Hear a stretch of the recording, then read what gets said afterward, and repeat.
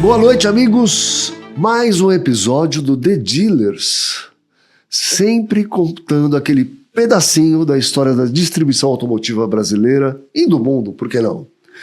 Então, hoje é terça-feira, 18 horas. Por favor, dê o seu joinha, mande para alguém esse vídeo, compartilhe. Alguém mais que quer saber uma história bonita, interessante, gostosa de ouvir e ver e assistir. E hoje, mais uma vez, eu tenho uma pessoa muito querida aqui, que é concessionário há muitos e muitos anos, de uma marca que é uma marca que está gravada no meu coração, pela minha história do meu pai, pela minha história.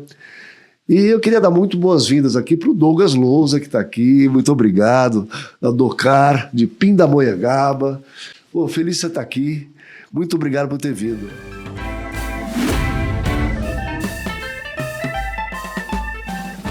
Eu que agradeço o convite, Caporal, e para mim é uma honra, né, estar aqui com você. Você é um cara que contribui tanto para o setor automotivo, né, brasileiro, e para mim é uma honra. Eu vinha me perguntando na estrada o que eu vou conseguir contribuir, né, porque podcast é contribuição.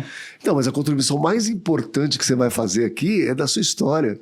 Então conta pra gente, a Docar começou quando? Antes da Docar, né, contar um pouquinho da história, né, do meu pai. Meu pai, ele é filho de um metalúrgico e uma dona de casa. Os dois eram imigrantes. E a gente estava batendo um papo ali embaixo agora e eu falei para você, meu pai, eu acho que ele nasceu com o chip do empreendedorismo, né? Eles já eram do Vale do Paraíba, não? Não. E meu pai nasceu no Jaçanã, em São Paulo. Ok. E eu acho que ele nasceu com o chip do empreendedorismo, porque ele, quando criança, né, era uma família bem simples, os meus avós, e não tinha nada a ver com empresa, empreendedorismo, nada. E meu pai colhia limão no mato ali, nos terrenos próximos, né, que Jaçanã, imagina, né? Há quantos anos atrás? Era quase uma fazenda, né? Então ele colhia limão, ensacava, vendia. Né? Ia organizar o joguinho de futebol, ele colocava o nome do pessoal e tal, cobrava uma taxinha para organizar. Ele foi ciclista, né? Então ele chegou a ser campeão paulista de ciclismo. Ah, que legal. Ele é italiano ou não? Não. Minha avó, descendência italiana, meu avô português. Tá. Então ele tem essa mistura aí. E aí foi ciclista na adolescência dele. Então, sem condições, ele pegava os caras que vinham de fora, né, e competiam. Depois ele comprava as peças usadas dos caras ou os descartes, né, consertava e vendia. Então ele nasceu, acho que, com esse chip, né? Não é todo mundo. A gente hoje se treina para ser empreendedor. Naquela época era quem nascia e ele nasceu com esse chip. Então, adiantando um pouco a história, aí ele veio... por ser essa questão do empreendedorismo, e ele observava as pessoas que empreendiam ao redor dele, ele observava os feirantes, por exemplo, né, lá na região dele, que vendiam suas frutas e legumes, e quando não estava a feira acontecendo, os caras negociavam os caminhões que eles faziam o transporte. E aí ele via lá, o cara colocava o caminhão lá no terreninho e falava, puta, daqui a pouco o cara vendia o caminhão e ganhava um certo X. Ele falou, cara, isso aí faz sentido para mim. Então ele começou com uma lambretinha que ele conseguiu comprar e comprou, vendeu, depois foi para os automóveis e aí, muito novo, ele tinha conquistado uma loja de automóveis, né? Em São Paulo? Em São Paulo, ali nessa região aí do Jaçanã. Mas o sonho dele se tornou ser concessionário. Então ele tinha esse sonho muito claro na cabeça Mais ou dele. menos, quando era essa época? Eu acredito na década de 70 ali, né? De 70. E aí, eu sou de 72, eu nasci em 72. Então, quando eu nasci, meu pai já tinha loja de automóveis. E aí ele tinha esse desejo muito forte dentro do coração dele de ser um lojista oficializado, né? Regulamentado. Então, primeira busca dele... Você não acha, só para te interromper, mas é uma coisa interessante isso que você falou, porque assim, a maioria, assim, hoje não sei tanto, mas sempre foi o sonho do lojista virar concessionário, você não acha isso? Não sei hoje, né? Mas era, não era? Sempre foi. Eu sempre vi isso acontecer assim, né? O sonho é assim, um dia virar e ter uma bandeira. Se você pegar até um cara bem famoso hoje em dia, o Thiago da Tecar, né? E outro dia ele gravou lá que estava numa montadora, tal, não sei o quê. Então, é assim, eu acho que uma loja de veículos oficializada, que você falou, ganhou outro status. Sem dúvida. Então, eu acho que é uma aspiração natural, né? Eu acho que a gente sempre ouviu, né, que lojista, né, visto como picareta, né? Isso. E eu acho que esse desejo do meu pai era de ser, falou assim, não, eu não sou picareta, eu sou um cara diferente, eu sou um cara que fui aprovado por alguma coisa. Né? Eu passei por um processo, né? E vendas hoje a gente vê cada vez mais que são processos. Né? Então eu acho que o desejo dele de processualizar isso e tornar algo um padrão, né? Fazer parte de um padrão, era um desejo muito forte. E aí ele tentou isso na época. Ele ia nas concessionárias para comprar os carros e trazer. Ia na famosa Boca, em São Paulo também, para comprar o carro e trazer para as concessionárias. E ele tinha esse desejo forte e a primeira tentativa dele foi com a Chrysler. Né? Ele queria ser revendedor Dodge e na cabeça dele, ele tinha que ter um prédio que fosse pronto para uma concessionária. Olha e só. aí, e não ao contrário. Então ele foi e construiu uma loja com toda a estrutura de concessionária ali no Jaçanã, chamava Super Alto, né? E aí ele colocou as salas de atendimento, fez um mezanino, os padrões de uma concessionária daquela época. No fundo fez uma oficina, enfim, né? E ele fez o prédio onde ele achou que seria bom e ficou tentando ali se cadastrar. E ele chegou a ser... não nomeado, mas ele chegou a assinar um compromisso com a Dodge na época de ter uma concessionária Dodge.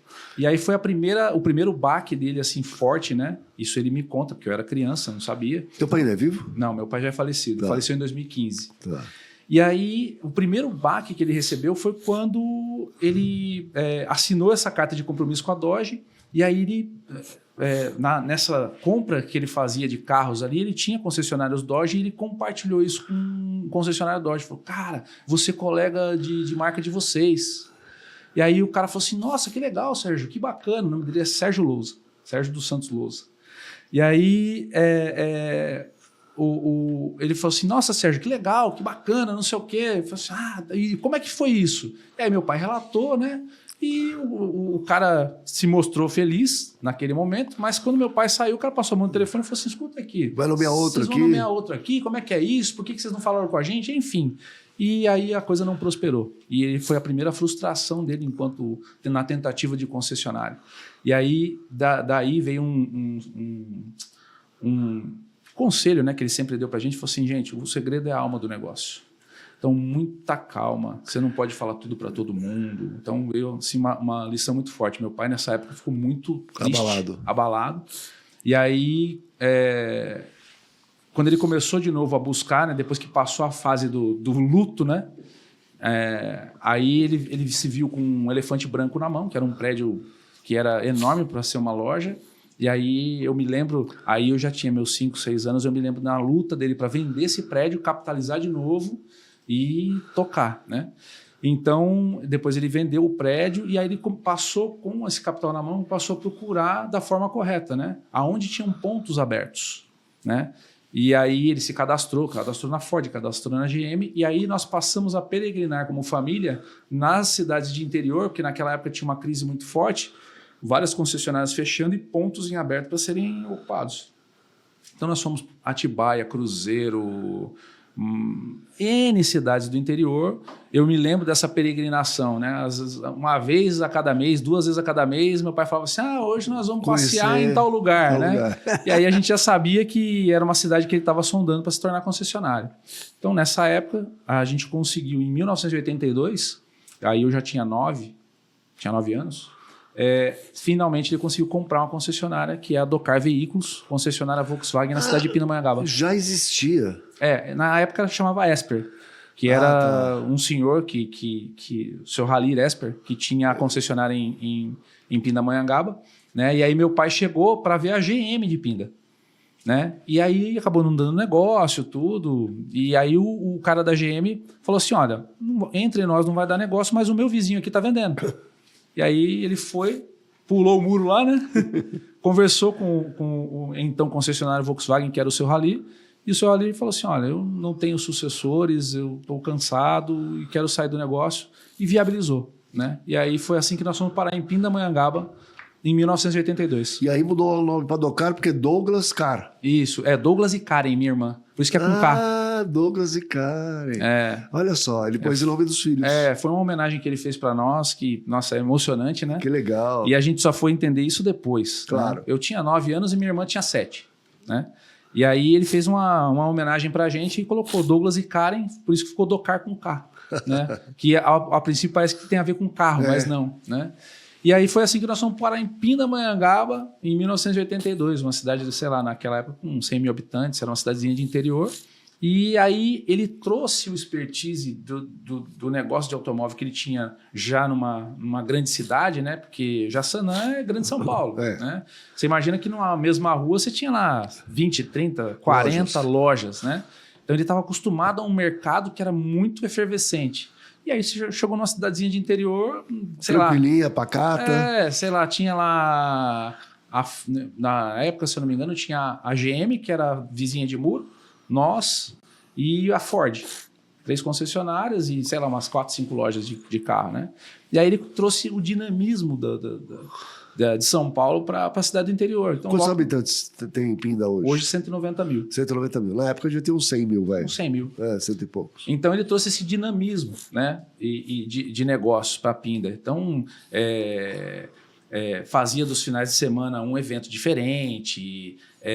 A gente não tinha feirões naquela época, né? Mas um dinamismo no negociar, pegava qualquer tipo de coisa, né? Meu pai, eu lembro que antes da gente ir para Pinda e ele se tornar concessionário, ele tinha uma loja ali no Jaçanã, ele também variou um pouco no setor imobiliário, então ele abriu uma pequena imobiliária, construiu umas casinhas para vender. Meu pai fazia de tudo. Cara, fora da curva, né? E aí um dia eu ia, nos finais de semana, meu pai me levava para a loja, né? Para começar a ver e tudo mais. Um dia eu cheguei lá, passarinho lá na loja, falei, nossa, pai, que pôs um passarinho aqui? Mas pegamos num rolo aqui. Aí outro dia eu chegava lá, mesa de bilhar. Meu pai, mesa de bilhar, falei, pegamos num rolo. E pegava as coisas e vendia e fazia acontecer. E aí você imagina ele chegar com essa cabeça numa cidade de interior que as coisas eram mais engessadas, logicamente ele teve muito sucesso. E estamos lá até hoje, né? 42 anos. E a GM e a Ford ainda existem? A GM sim, depois ela mudou de mão, né? Nós dois saímos porque aí a cidade, quando a gente chegou lá, tinha uma entrada, né? Uma avenida de entrada de Pinda. E a saída? Distante da Dutra, sei lá, uns 5, 6 quilômetros para você chegar na cidade, né? Tá. Depois a cidade veio caminhando e chegou até nós, né? Aí a gente partiu para prédios maiores. Então, de 82, né, que foi fundada a Docar, a gente ficou nesse mesmo prédio até 97. Tá. Né? E 97, 97, 98, por ali, foram anos de muitas vendas. Eu acho que foram os recordes de venda do Brasil de veículos, né? E aí a gente precisou ir para um prédio maior, né? A gente começou a ter problema Aí em 2012 teve outro boom. Aí a gente foi para um prédio, que acho que o nosso prédio tinha 4 mil metros quadrados, a gente foi para um de 11 mil metros de terreno e 4 mil de área construída, né? E aí em 2012, quando teve um novo boom, que eu acho que foi o nosso pico, né, brasileiro de vendas de automóvel, isso. Esse terreno de 11 mil metros se tornou pequeno, a gente teve que comprar mais um pedaço lá, né? Mas aí a GM até hoje está em Pinda. Pinda depois teve Ford, Fiat, teve as marcas principais, mas Pinda é uma cidade pequena, né? E a gente está num eixo que é a Dutra, então a cada 20 quilômetros tem uma cidade ali. E cidades com concessionárias. Então, na verdade, a gente parece uma avenida de São Paulo e a nossa concorrência se estende ao longo de 80, 90 quilômetros. E o cliente compra nas cidades vizinhas e não tem jeito, né? Hoje você tem tudo, né? No Vale do Paraíba você tem BYD, você tem todas as marcas, todas. Então, a nossa luta, e a gente permaneceu uma empresa monoponto, né? Nós somos, acho que, a única do Vale que só temos uma bandeira, uma concessionária. Todos os outros expandiram para outras marcas, tem 2, 3 pontos, enfim. Eu lembro que numa crise muito forte que o Brasil passou, acho que foi ali 2012 foi o pico, eu acho que 2014, eu não lembro agora, não vou lembrar o ano exato, mas eu sei que muitas concessionárias foram fechando. Isso. Nós tivemos uma crise e especialmente a Volkswagen naquela época, ela teve um revés porque ela não tinha produto, ela estava envelhecida de produto. Então, ela estava com Paraty, Gol, Santana, Quantum, enfim, não tinha, acho que foi 2002, 2003 ali. Foi isso. Foi aí deu uma enxugada isso. boa. 2001, né? A gente passou, acho que a maior dificuldade da Dokar foi nessa fase, 2001. E você já estava na operação? Já. Né? Eu trabalhei com meu pai, quando meu pai fundou, eu tinha 9. Com 13 anos de idade, meu pai me chamou para trabalhar. Eu queria comprar uma mobilete, olha só. Né? Acho que todo adolescente naquela época queria uma mobiletinha, né, para andar. E meu pai era contra. Mas de tanto eu empurrinhar a cabeça dele, ele falou assim, não, então você vem trabalhar comigo... Você ganha dinheiro, compra. O dinheirinho seu ali você vai comprar. E aí eu fui lá, 13 anos de idade. Mas 13 anos eu era uma criança. E eu era levado, cara. Então eu trabalhei com ele, sei lá, uns 2 anos. Aí comecei a aprontar. Mas você estudava e trabalhava? Estudava e trabalhava. Aí comecei a aprontar muito. Eu sempre fui apaixonado por carro. Eu queria dirigir, eu não tinha carta. E meu pai sempre foi um cara muito correto. E cidadezinha do interior, meus amigos tudo andavam com o carro do pai, né? Imagina, fazenda e tudo mais. Os caras saíam, ia pra cidade à noite, 14 anos de idade, de carro, né? E eu queria, e meu pai, não. E aí eu comecei a pegar os carros escondidos, meu pai falou assim, não. Mandou eu embora. Aí eu fiquei dos 14, 15 anos fora da empresa, né? Trabalhei em outras coisas, porque aí depois que você tem o seu dinheirinho, você não quer deixar de ter mais, né? Então, trabalhei em outras coisas, trabalhei em loja de roupa, trabalhei em diversas coisas, trabalhei em banco, né? E aí, quando eu fiz 18 anos, meu pai me chamou de volta. Aí eu já tinha carta, não ia dar mais dor de cabeça para ele, né? E aí voltei a trabalhar com ele. E trabalhei, fiquei acho que uns 5, 6 anos junto com ele. Aí já entrei no departamento de vendas. No primeiro trabalho eu trabalhei oficina, funilaria e pintura, peças. Eu conheci o chão de fábrica, vamos dizer assim, da concessionária. Aí, quando eu voltei, já voltei em vendas, que era uma coisa que eu sempre gostei, né? E aí, até quando eu estava nesse período fora, o dinheirinho que eu ganhava, eu comprava um carrinho, vendia. Eu comecei a fazer uns rolos para conseguir aumentar meu capital. E aí, quando eu voltei, aí fui para vendas, fui gerente de vendas de seminovos, cuidava dos repasses, tudo. Trabalhei com meu pai até meus 20, dos 18 até uns 22, 23... com 27 anos de idade, trabalhei com ele uns 6 anos, aí nós começamos a divergir na forma de tocar o negócio, né?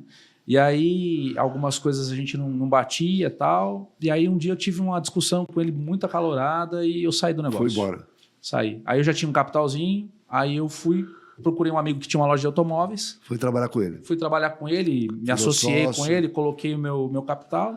E aí rodei de 97, foi quando a gente mudou de prédio para o prédio novo, de 97 até 2001, 2002, que aí foi quando veio a crise muito forte.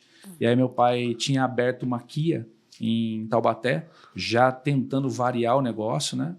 E aí a crise pegou ele muito forte, ele falou, cara, vem para cá, que a gente vai precisar estar junto e se fortalecer.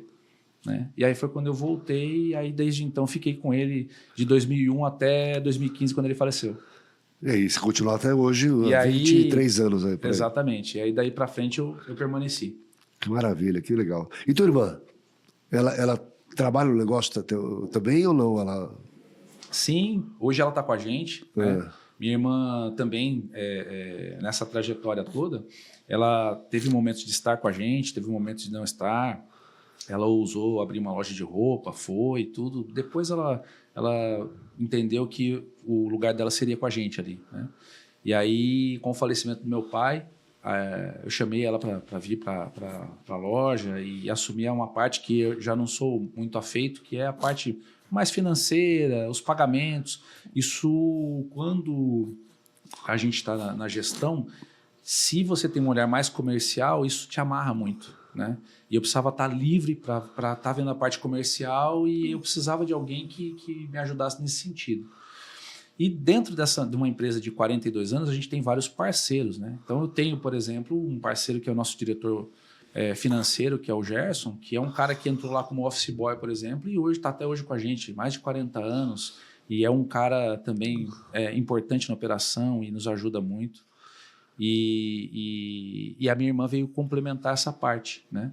Então, hoje ela que cuida dessa parte de pagamentos e tudo mais, que era o que me prendia muito e eu precisava estar solto disso para poder voar. O pessoal fala hoje em dia que os grupos estão se consolidando e tal, e não vai ter mais concessionária monoponto ou de uma marca só e tudo mais. Por outro lado, eu estava conversando com um amigo meu outro dia, inclusive aqui, e ele falou assim, mas Caporal, numa região que você fez um nome, é muito conhecido, e você tem uma operação enxuta, é possível o cara continuar com um pequenininho, ele lá, o negócio dele, ele toca, ele já tem as contas equalizadas no dia a dia, e vai levando e na boa. O que você acha? Eu acho assim, uma vez a gente estava na Fenabrave, e o Mário Sérgio, né, que era da Itavema. Mário Sérgio, da Itavema. Mário Sérgio estava dando uma palestra lá na frente e a gente, depois que... quando nós entramos no negócio, no Vale do Paraíba, você tem lá umas 12 cidades, umas 10 cidades que tinham... Começa em São José? Vai em São José? Começa em Jacareí. Jacareí. Porque para lá de Jacareí já fica Arujá, já começa a entrar grande São Paulo. Jacareí é a primeira cidade do Vale mesmo que tinha concessionária. Então, enfim, é Jacareí, São José dos Campos, Caçapava, Taubaté, Pindamonhangaba, depois tem Aparecida, Guaratinguetá, aí Cruzeiro, que era a última. Aí começa a Serra. Aí já começa Rio. É. Então, nessas cidades que eu citei para você, cada uma era uma concessionária de uma família, quando nós chegamos. Cada uma dessas cidades tinha um titular e era uma empresa familiar. Isso permaneceu até 90 Isso das 3 ou 4 primeiras marcas que vieram para o Brasil, que era Volkswagen, Ford, GM e depois Fiat, certo? Falando especificamente da nossa marca, né, eu tenho essa referência muito clara na minha cabeça, porque quando a gente tinha os encontros de finais, a gente tinha a Unival, que era a União dos Concessionários do Vale do Paraíba, né? E as festas de final de ano nossas eram as nossas famílias. Então você tinha ali 8, 9 concessionários que eram amigos, eram famílias amigas. Então a gente se reunia no final do ano, por exemplo. E os filhos conviviam, os sucessores, né? E naquela época a gente nem era chamado de sucessor, né? E aí a gente convivia, essas famílias. Quando veio uma crise que foi 97, a gente vai falar de várias crises aqui, né? Brasil, mas né? 97 foi uma crise impactante. Veio assim, aí nós vimos, cara, as concessionárias fechando, vendendo, perdendo suas bandeiras. E para mim ficou muito marcante, porque a Volkswagen, como ela estava numa entre-safra, onde ela não tinha produto, ela mais sofreu, né? Então, aí começou a acontecer. Foi quebrando, e aí, naquela época, tinha o Grupo Original, que até hoje é um grupo muito forte, e eles estavam em São Paulo, e a cada ponto que quebrava, a Volkswagen chegava e falava assim, Original, quer assumir? Aqui. Aí o cara, veio, e ele veio até Taubaté. Né? E aí, então, de Taubaté a São Paulo hoje é Original. Chegou em nós, a gente teve na mesa sentado para entregar a chave. Porque a gente nessa crise muito forte, foi nosso maior desafio, a gente ia perder a concessionária. A gente chegou num ponto que nessa época dessa crise, muitos foram quebrando e aí eles começaram a não pagar o banco Volkswagen, que era o nosso credor. E aí o Banco Volkswagen foi lá e tirou o crédito. E a gente, sempre alavancado, sem crédito, travou a operação. E chegamos até o ponto de estar com a chave na mão para entregar e no acerto financeiro faltou detalhe. Hoje o valor é equivalente a um T-Cross. Olha só. Para acertar a conta e fechar. Eu lembro meu pai falou assim, melhora mais 100 mil, que eu preciso só para pagar os funcionários e a gente sair de forma digna do negócio. E a gente não chegou num acordo, e aí nós voltamos para a concessionária e falamos assim, e agora? Agora vamos para cima. E a gente vai até o final. Titanic, né? Segurar no leme aqui e agora vamos até onde der. E graças a Deus e a muito trabalho, a gente conseguiu fazer a reversão, né? Aí o mercado deu um soluço positivo, o crédito voltou um pouquinho e a gente sempre soube trabalhar e a gente conseguiu tracionar e sair do atoleiro e aí permanecemos. Então, nós somos o ponto de resistência ali com uma única concessionária. E dali para frente, inclusive, os nossos colegas de concessionárias familiares, eles já têm hoje 2, 3 lojas, às vezes da mesma marca ou de outras marcas, pulverizaram. E hoje eu me sinto, acho que eu sou o único do Vale monoponto de uma marca só. Olha só. Deixa eu só complementar. E aí, por que eu falei tudo isso? Você me perguntou o que eu achava. E aí, nessa Fenabrave, aí estava lá o Mário Sérgio palestrando, e aí um concessionário familiar levantou a mão e falou assim: Mário Sérgio, muito legal esse panorama que você está dando aí de mercado e tudo mais. O que nós, como concessionários pequenos, como que a gente vai resistir a essa força dos grandes grupos, a capitalização dos grandes grupos e tudo mais? E ele falou um negócio, cara, que marcou para mim a minha vida e é como eu penso hoje e toco as coisas.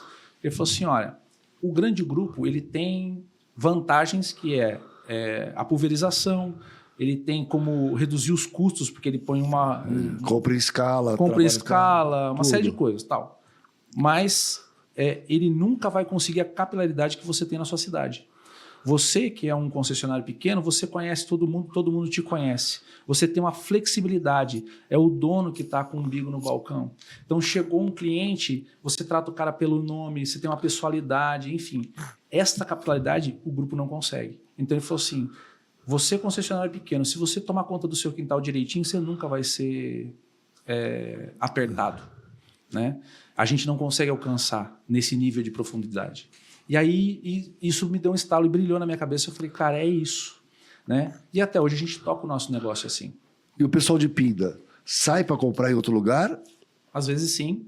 Mas, porque você tem, que nem você falou, cidade pequena, uma relação muito próxima com o cliente final, né? Todo mundo te conhece, desde o teu pai, você tem uma história lá e tal. Então o pessoal acaba indo até para conversar, você tem cliente que deve ter mais de 40 anos que troca de carro com você. Tem. Sei lá, assim, o pai, o filho, o avô. Sim. Né? Tem uma história, as famílias todas lá. Tem. Você acha que isso que funciona? Sim, e outra coisa também, a gente vai ter momentos sempre, né? Eu, como sou representante de uma marca só, eu estou vulnerável às temperaturas dessa marca. Então, tem hora que a marca está bem, tem lançamento, e tem hora que não tem. Não tem produto bom, sei lá. Né? Hoje, com o enxugamento das linhas, né, que graças a Deus as montadoras enxergaram isso, antes era muita variação, né? Hoje eles conseguiram enxugar mais o portfólio, enxugar mais as variações de cada modelo. Então, e todos pegaram uma constância de lançamento de produtos. Mas, falando das dificuldades, tem hora que o meu cliente não comprou comigo. Mas ele não deixa de olhar para mim como uma opção, até porque o conforto que ele tem de ter uma marca na cidade, onde ele pode deixar o carro lá e ir trabalhar, ir para casa, a gente faz o leve trás, a gente tem essa proximidade, né? Num crédito, né? Puxa vida, pro caporal, o cara é meu conhecido, pode dividir 2, 3 vezes aí a entrada, enfim, tudo mais. Então essa é uma flexibilidade. E a gente, como pequeno também, a gente tem que ser pequeno, mas tem que estar antenado. E tem que estar aberto às novidades do mercado. Então, eu sempre tive essa visão e esse olhar, o que está acontecendo? Então, por exemplo, hoje, locação, que é os carros por assinatura e tudo mais. Em 2019, isso começou a chegar, nós estamos numa marca Volkswagen. A Volkswagen, eu acho que ela enxergou como montadora primeiro do que as outras marcas, porque ela já fazia locação para os funcionários e ela acabou trazendo isso para a operação. E isso, eu já me filiei à locadora da Volkswagen lá atrás, em 2019, pouco antes da pandemia. E para mim foi uma surpresa quando por ser uma cidade pequena e a gente tem núcleos de empresários ali que a gente participa, às vezes eu postava as promoções dos carros e tudo mais e eu não via os meus amigos me demandando. Falei assim, Douglas, eu vi que você colocou lá taxa zero, eu vi que você colocou promoção X e tudo mais. Eu não vi esse assédio. Eu falei, caramba, né? Onde que eu estou errando na minha comunicação? Quando a gente se filiou à locadora e aí a gente começou a fazer carro por assinatura, seja para empresa ou para cliente final, Quando eu fiz a postagem, cara, uns 10 me ligaram. Olha só. Aí eu falei assim, caramba, meu, por quê? Esses caras, eles não estavam comprando comigo, mas não é porque não estavam comprando comigo, eles não estavam comprando com ninguém, eles estavam alugando. E eu não tinha tido esse olhar. Quando eu lancei isso para eles, a gente começou a fazer uma alocação atrás da outra. E na pandemia foi o que nos salvou. Porque a gente não tinha carro, né? E a montadora tinha um leque que ela tinha separado para alocação e a gente começou a fazer alocação, né? Então, para a gente sobreviver enquanto concessionária pequena, a gente não pode se fechar e falar assim, não, isso aí é uma ameaça para o meu negócio. A gente tem que olhar para as oportunidades, entender essas oportunidades, cara, e partir para cima. Como que eu vou concorrer, por exemplo, com uma Localiza, que hoje tem carro por assinatura? Como que eu vou concorrer com uma Movida? Né? Se eu não olhar para isso e não fornecer para o meu cliente essa oportunidade, se eu não estiver aberto para isso, eu estou morto. Então, a gente tem que estar atento às novidades e se encaixar nelas de acordo com a nossa capacidade de encaixar. E quanto do teu share hoje é assinatura? Quando eu falo assinatura, eu não falo só o carro por assinatura para a pessoa física, porque, inclusive, você tem uma divisão disso dentro das concessionárias, né? Hoje, a Volkswagen, ela chama isso de Sign and Drive, né? Isso. O Sign and Drive, ainda para mim, é pequeno. Mas quando eu olho para a locação como um todo, para frotista, hoje a gente loca lá, a minha cidade é uma cidade pequena, então vou te dar uma noção, né? Eu vendo lá mais ou menos uns 20, 25 carros, 0 quilômetro, mais corporativo que de 2 anos para cá cresceu pra caramba, né? Muito, então mais uns 20, 25 corporativo, então monta ali seus 40, 50 carros. E de locação mais uns 10 ou 15 por mês. Não, mas é significativa, 20% que você faz. É 20%, chega a 30%. E aí, eu ouvia de muitos concessionários, falaram assim, mas isso aí vai matar o nosso showroom. Cara, não. Esse cliente é um cliente diferente. Quem aluga não compra e quem compra não aluga. Ou se for o Silent Drive, ele pode ter um próprio, mais usado e tal, e o novo é sempre alugado, por exemplo, alguma coisa assim. Quer dizer, ele tem mais de um carro em casa. Ou para a mulher é alugado, ou para a filha, ou sei lá o quê. Você não acha que é assim? Mas eu acho assim, mais do que eu segmentar o meu cliente e falar assim, não, esse é comprador e esse é locador. Esse vai alugar um e comprar um. A gente não pode se preocupar com isso. Eu tenho que abrir o leque para o meu cliente escolher. Sim. Eu estou interessado em locação. Tem opção de tudo. E conhecer o produto. Porque até hoje, chega a gente lá, a gente se engana a achar que o cara chega definido. Eu vou locar. Não, eu vou comprar. Muitos chegam com dúvida. Douglas, e aí eles nos consultam. Melhor locar ou comprar? E se a gente não entender do produto que você tem, você não vai saber dar essa direção, né? E hoje eu me sinto à vontade para isso. Eu falo, cara, se você usa o carro acima de 5 anos, por exemplo, se você permanece com o carro acima de 5 anos, compra. Compra, claro. Entendeu? Se você é o cara que troca de carro cada 2 anos, aluga. Né? Se você for um empresário, por exemplo, e você tem uma utilidade, real, né? Uma utilidade para o seu capital que te remunere acima de 2%, aluga. Se você não, eu sou e outra coisa, profissional liberal, despesa e tudo mais, ele abate do imposto de renda. Né? Porque a gente faz uma conta do seguinte, né? Nós tivemos locadora, só desviando um pouco o assunto, né? Meu pai, nesse olhar de ser empreendedor e tudo mais, chegou um momento da nossa concessionária que ele falou assim, eu quero abrir uma locadora. Tem tudo a ver, tem sinergia. Isso foi antes dos carros por assinatura. E aí nós montamos locadora, ficamos com locadora acho que por uns 8, 9 anos. Né? Na época que a gente fez locação, isso foi 2010, 2000, por aí. Aí era apartado da concessionária? Não, era dentro do showroom. Dentro do showroom. Nós tivemos uma dentro do showroom e meu pai comprou uma operação em Jundiaí. Olha que doido, né? Pertinho. 200 quilômetros da gente. Meu pai tinha que ser estudado, né? E aí, naquela época, você comprava o carro e você conseguia uma remuneração em cima do valor do carro de 5%, 6%. Então, o carro se pagava e o carro sobrava líquido para você, mesmo você financiando. Com a evolução das locações, cara, e os grandes grupos, e uma Movida abrindo capital na bolsa e vindo capital limpo, e o cara comprando à vista e comprando em grandes quantidades, o mercado deu uma invertida que a nossa locadora não parava em pé. Né? Então, nós saímos da operação de locação, mas não deixou de ser um negócio interessante e o cliente não deixou de demandar aquilo. Quando veio o carro por assinatura, eu falei, cara, é a oportunidade que eu tenho de estar no mercado sem pôr capital.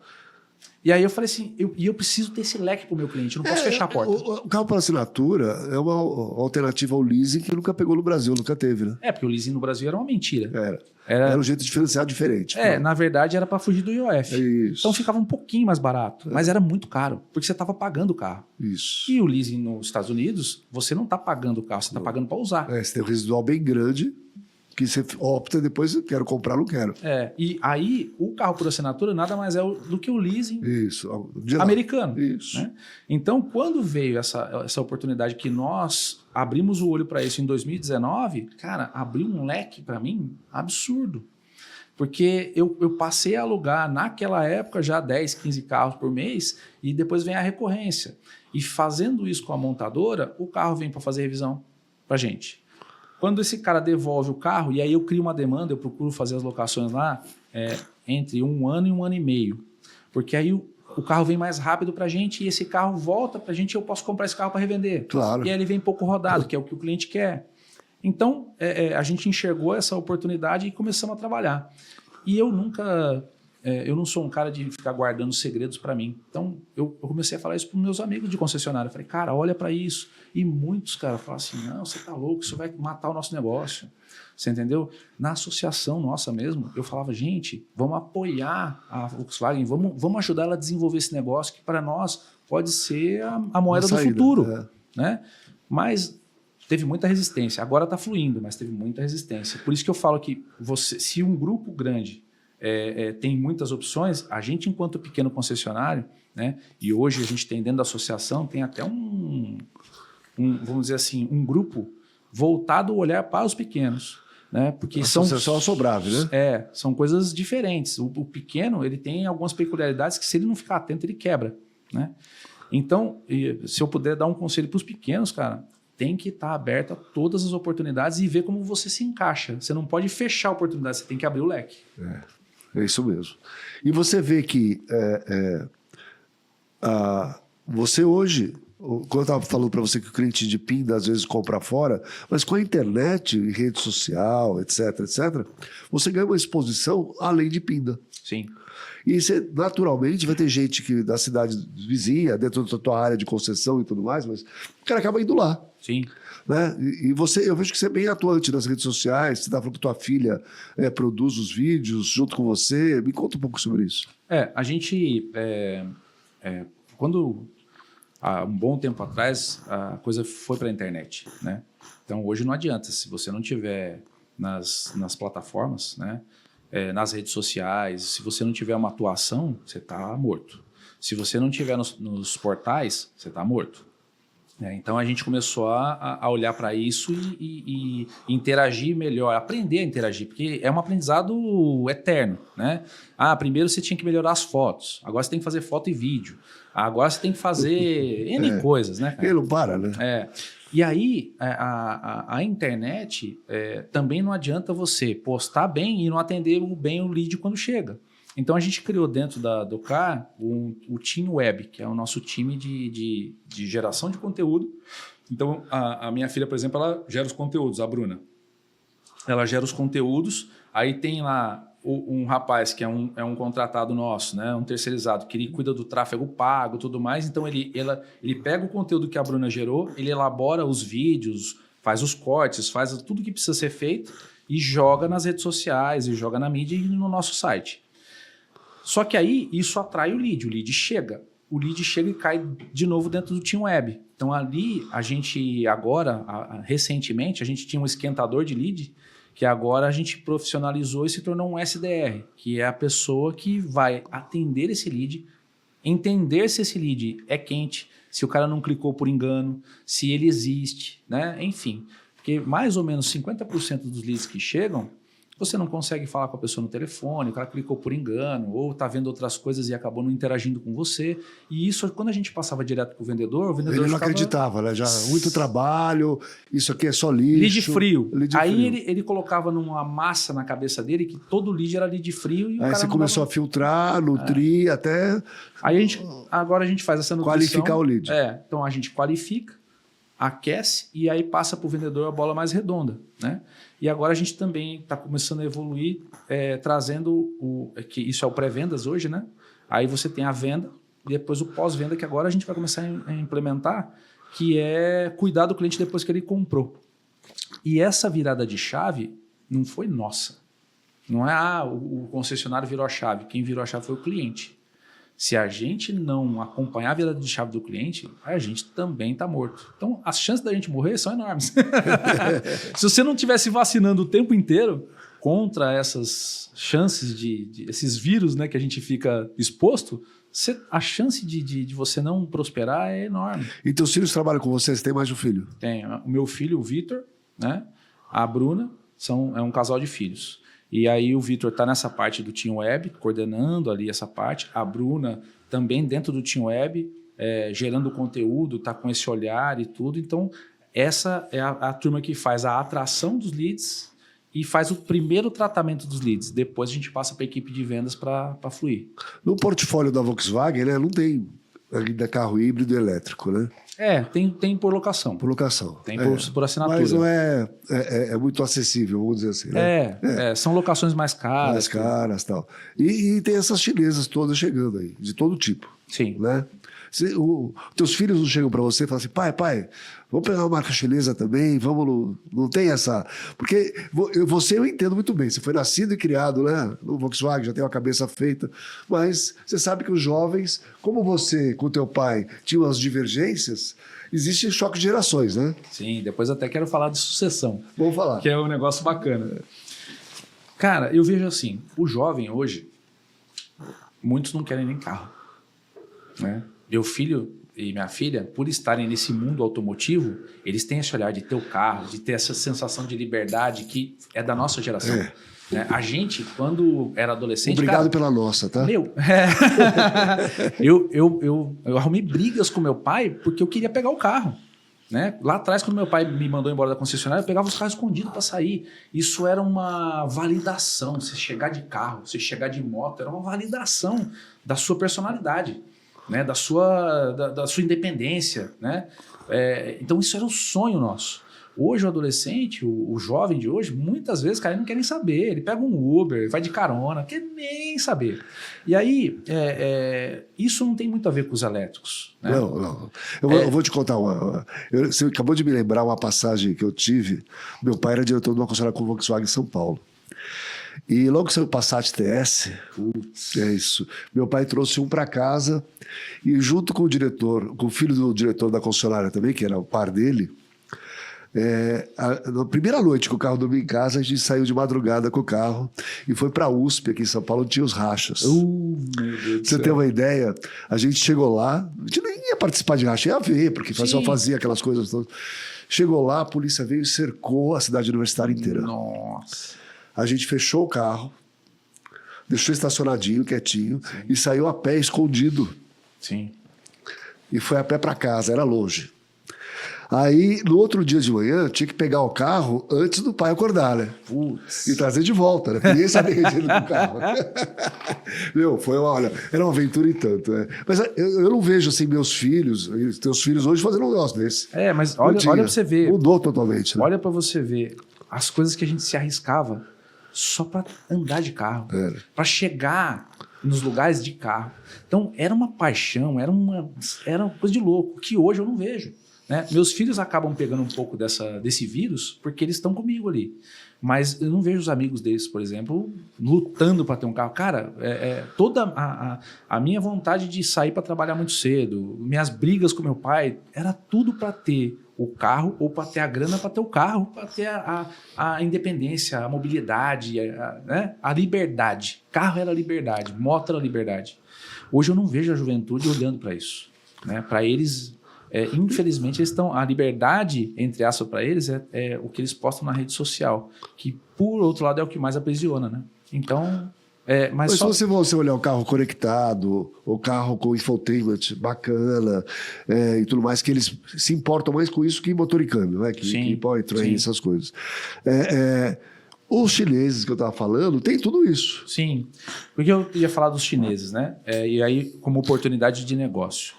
Eu ainda Posso estar errado, mas eu ainda olho com uma reticência, não como uma oportunidade para mim, como concessionário pequeno de uma cidade. Quando você olha para o carro elétrico, ele ainda é caro, né? Já popularizou bastante, mas ele ainda é um carro caro. Você pega carro usado elétrico na troca? Eu sou reticente com isso. Você não pega? Eu pego e repasso. Tá. Por quê? O que está acontecendo agora, né? Agora, né?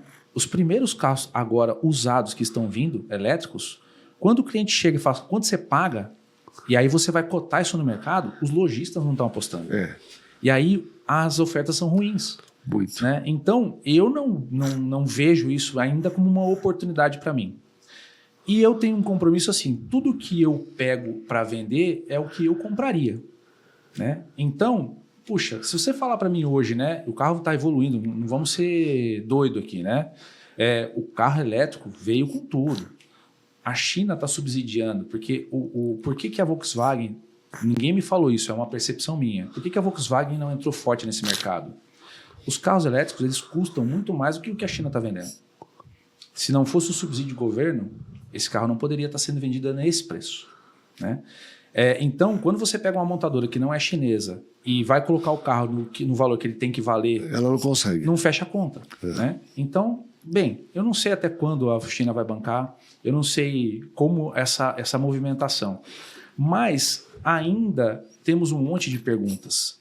Primeiro, postos de abastecimento. Né? Você chega com um carro elétrico, se você for viajar, você chegar num posto de gasolina que tem 3 bicos de abastecimento e tem 6 caras para abastecer, você vai ficar lá 2 horas, no mínimo. Não, mas tem os híbridos também, né? Sim, os híbridos são um degrau aí, né? Mas falando dos 100% elétricos, que é a moda, às vezes eu vejo alguns amigos do condomínio e falam assim, vou comprar um carro elétrico. É meio modismo, né? Mas a cidade do interior, imagina que tem pouco prédio, eles têm casa, na casa põe energia solar, dá para abastecer. Sim. E ele roda 50 km por dia.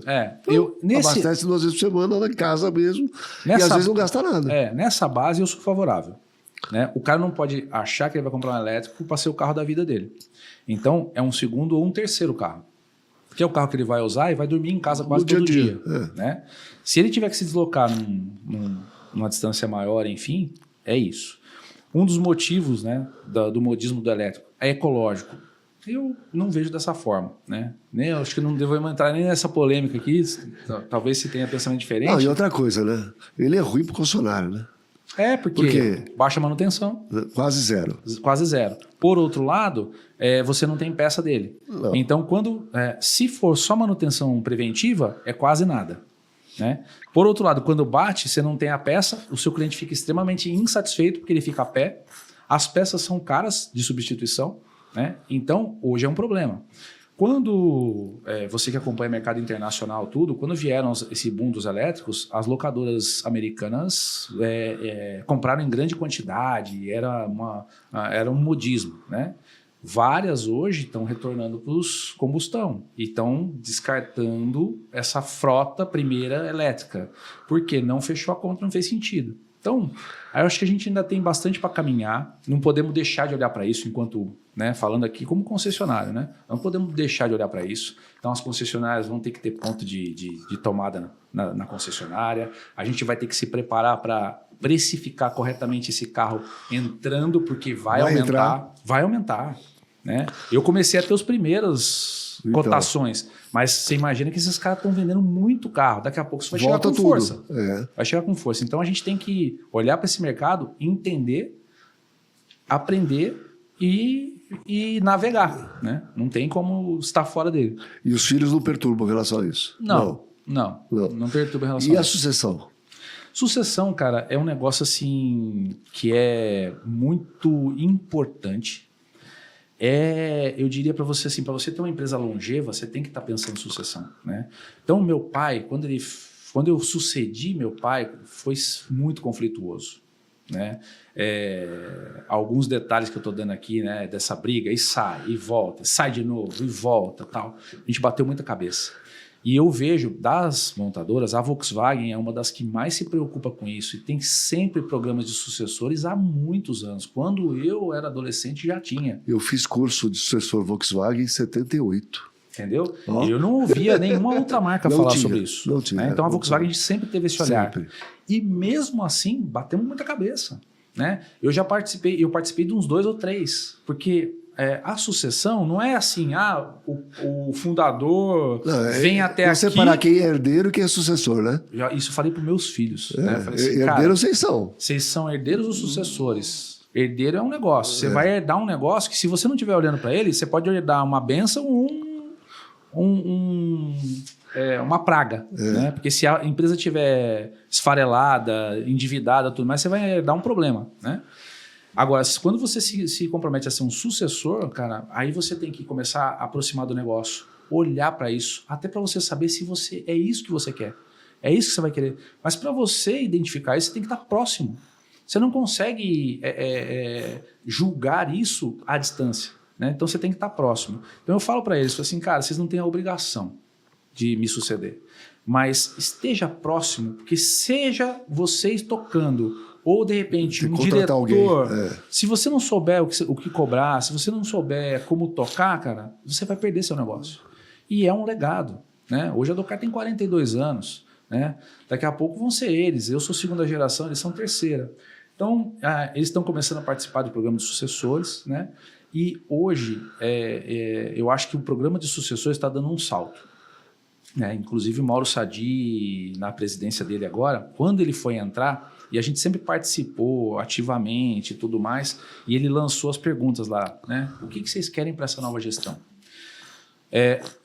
Uma ou 2 gestões atrás, meu filho participou de um programa de sucessores e quando ele vinha conversar comigo, cara, me assustava um pouco, porque o programa de sucessores estava impulsionando os filhos de concessionária a olhar para fora da concessionária. Olha só. Entendeu? Vai ver as startups, vai ver outras coisas, cara. Talvez, olha o que era falado, talvez a empresa que vocês têm hoje não consiga sustentar a família de vocês. Então, olhe para fora, né? Talvez por um problema de que você imagina que uma empresa de 50 anos, que era um fundador, esposa e 2 filhos, e depois esses 2 filhos casaram, tiveram suas famílias, aí você tem sobrinho e neto, estou falando de uma empresa que não tem sócio. Se uma empresa tem sócio, você imagina que eram 2 famílias que proliferaram. Né? Então, eles não estavam errados, mas pela continuidade do negócio, eu acho um olhar errado. Alguém tem que aproximar disso com clareza. O que a gente faz através da Megadilha, que é bem interessante, a gente leva grupo de sucessores para ver outras histórias fora do Brasil. Então, se você vai para os Estados Unidos, que é o berço das startups, vamos pensar assim, e você vê famílias, né, que nem a sua, 50 anos no negócio, os filhos querendo continuar, apesar de ter opções, né, de startups, tecnologias melhores do mundo lá e tal, mas os filhos no negócio e tal, começa a criar um outro olhar para o segmento automotivo, para os herdeiros quererem ser sucessores. É justamente isso. Quando eu falo de aproximar do negócio, cara, vem trabalhar meio período aqui. Foi assim que meu filho começou. Trabalha meio período, minha filha também. Quantos anos eles têm? Hoje, 25 meu filho e 20 a minha filha. Aí eles começaram trabalhando meio período, né? Aí começaram fazendo... Meu filho começou igual eu comecei, na oficina, enfim, né, na base, né? Minha filha já começou ali ajudando a moça do seguro, né? E tudo lá. Mas aproxima do negócio. Aí aproximou, entendeu, aí começou a ir período integral. Agora eles começaram a desenvolver projetos dentro da concessionária, né? Porque o sucessor, quando ele olha para o negócio, que é glamuroso, né? Eu costumo falar o seguinte, o nosso negócio, ele é encantador para quem olha de fora. Acha que quem é concessionário nada na grana. Né? É o dono da Volkswagen. Não é o dono da Volkswagen? Os caras lá, ó. Uma vez, eu vou contar um pedacinho de um negócio aqui que foi muito interessante. Nessa crise pior que nós passamos e a gente quase perdeu a revenda, eu era recém-casado e eu estava morando num prédio de apartamento próximo da concessionária, 2 quarteirões para trás ali. Né? E naquela época a gente ficou tão ruim, cara, que a gente ficou sem carro. Você ia a pé? E eu ia a pé. E aí um dia, e naquela época a gente trabalhava, mesmo estando no interior, começou a banalizar o lance do feirão, era feirão todo final de semana, a gente trabalhava domingo e tudo mais. Aí um belo dia, cara, a gente estava trabalhando, olha só que louco, a gente não tinha mais estoque, então a gente estava trabalhando com carro consignado. A gente tinha perdido todo o estoque. Foi bem naquela fase que eu falei para você que a gente foi lá para entregar a chave, né? Então a gente não tinha carro. A gente fez um programa de consignação e começamos a consignar carro. Aí conseguimos colocar uns 40, 50 carros consignados dentro da concessionária e fizemos um feirão. E aí trabalhei sábado, trabalhei domingo e tal. Aí eu tranquei a concessionária e saí a pé. Fui o último a sair, tranquei a concessionária, saí a pé. E eu estava passando em frente o pátio de seminovos da concessionária e tinha dois molequinhos assim de bicicleta, né? Conversando. E aí eu passando atrás deles, um olhou pro outro e falou assim, cara, se meu pai fosse dono disso aqui eu tava feito. Mal sabia ele, né, cara, que a dificuldade que a gente tava passando. Então, o nosso negócio ele é glamuroso. É engraçado que você nunca esqueceu isso, né? Nunca. Cara, isso marcou minha cabeça. E aí, o nosso negócio ele é glamuroso. E aí, quando o sucessor vem, ele olha e fala assim, e a sociedade cobra, né, cara? Ah, você é filho do dono da concessionária lá, cara. Você tinha que estar andando de carro zero. Você tinha que estar não sei o quê. Você tinha que ser X, entendeu? E o filho vem e fala, pô, meus amigos têm razão, cara. Meu pai, né? Tá, pô, tem concessionário. Por que ele não me dá um carro? Por que ele não faz isso? Por que... E aí, cara, quando ele chega e se depara com a realidade da concessionária, é um choque, né? É um choque. Se for realidade, né? Tem formações familiares que o cara tá lá iludido, e o pai tá ali bancando e tal. Um outro cortezinho aqui, né? Nessa época da crise, cara, e meu pai sempre foi um cara simples e ele não deslumbrava com as coisas. E ele sempre deu muita noção de realidade pra gente. Então ele fala assim, cara, a vida é uma roda gigante. Você entra embaixo, você sobe, né? Quando você tá lá em cima, no topo é legal, você tem uma visão ampla, o ventinho gostoso, tal, não sei o quê, mas uma hora ela desce. Então você tem que estar preparado para a descida. Você tem que estar com a cabeça aberta para falar, cara, se eu precisar dar 1, 2, 3, 5 passos atrás, eu tenho que estar psicológico preparado para isso. Tá? O sucessor que falou para mim assim, sabe, caporal, eu nunca quis ser sucessor na concessionária do meu pai, porque eu chegava para jantar em casa e meu pai estava reclamando da fábrica, reclamando dos clientes, reclamando de tudo. Eu falava assim, pô, que negócio difícil esse daí, então eu não quero isso para mim. Eu vou fazer outra coisa, porque meu pai só sofre. E de verdade não era assim. Assim, ele reclamava, mas era uma ladainha que ele já vivia isso daí. Acostumou. Porque hoje o pai continua com a concessionária, o irmão toca a concessionária, ele não entrou. Mas ele se deu conta que era um modus vivendo, assim, de viver da família, que reclamava todo dia, que tinha que reclamar com a fábrica mesmo, tinha que pedir mais coisa. Mas isso ficou na cabeça dele e ele falou assim, vou para outro ramo. Uma coisa importante disso que você está falando, aqui a gente está falando de concessionária, mas qual negócio que é fácil? Então, né? Ainda mais no Brasil, né? E aí, isso é um cuidado que nós temos que ter com os nossos filhos, inclusive, que a gente não ficar reclamando das coisas. Né? Eu acho que isso também é um dos motivos pelo qual empreender é sempre muito difícil no Brasil. Nos Estados Unidos, as crianças elas têm aula de empreendedorismo, né? E elas são moldadas para isso. O americano é um cara, em termos de vendas, é um dos caras que mais coloca valor nas coisas, né? Então o cara desde pequeno. O valor à bandeira, os valores americanos, a liberdade, isso é muito caro para o americano, né? E nós, latinos, nós não temos muito isso. E eu acho que por isso a gente olha para o empresário como um vilão, enfim, né? E aí, quando a gente chega em casa, depois de um dia duro de trabalho, e reclama, você está mostrando para o seu filho assim, cara, faça outra coisa, não faça o que eu faço, porque é muito ruim. Mas se você for num médico, o médico vai chegar reclamando do plantão e vai falar a mesma coisa. Filho, escolhe outra profissão porque medicina é foda. Se você for enfim, qualquer coisa que você for fazer. Então a gente não pode mostrar para os filhos que é tudo muito fácil. Mas a gente tem que falar o seguinte, né? Eu hoje pensando nisso. Cara, o desafio ele é gostoso. Por que o cara corre uma maratona? Não é fácil. Por que o cara sobe no Everest, se ferra, gente morre lá em cima? Né? Por que, cara, se a gente não encontrar a graça da dificuldade, você morre, entendeu? E hoje, a internet, as redes sociais, elas mostram muita facilidade onde não existe. Até para o cara ser um influenciador, ser o carinha do TikTok, não sei o quê. Quando você olha lá, é glamour, a vida bacana, é o carro da hora, não sei o quê. Cara, esse cara é um escravo. Ele tá ali gerando conteúdo o tempo inteiro. Só que isso ele não vai falar. Então a gente tem que ser muito real com os nossos sucessores, com os nossos filhos. E eu acho que esse é um ponto. Preparar eles, cara, vai ser difícil? Vai, mas tudo é. Então se você quer ter sucesso, é muito aprendizado, repetição e se prepara para o que vem, né? Que mensagem bacana, legal. Muito bom, viu? Muito obrigado por ter vindo. Foi muito bacana ter você aqui. Puxa, cara. Valeu. Eu vou te dar um presente aqui. Perdão.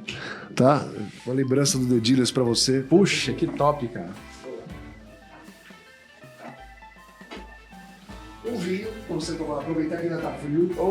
Puxa vida, Uma camiseta do The Dealers aqui.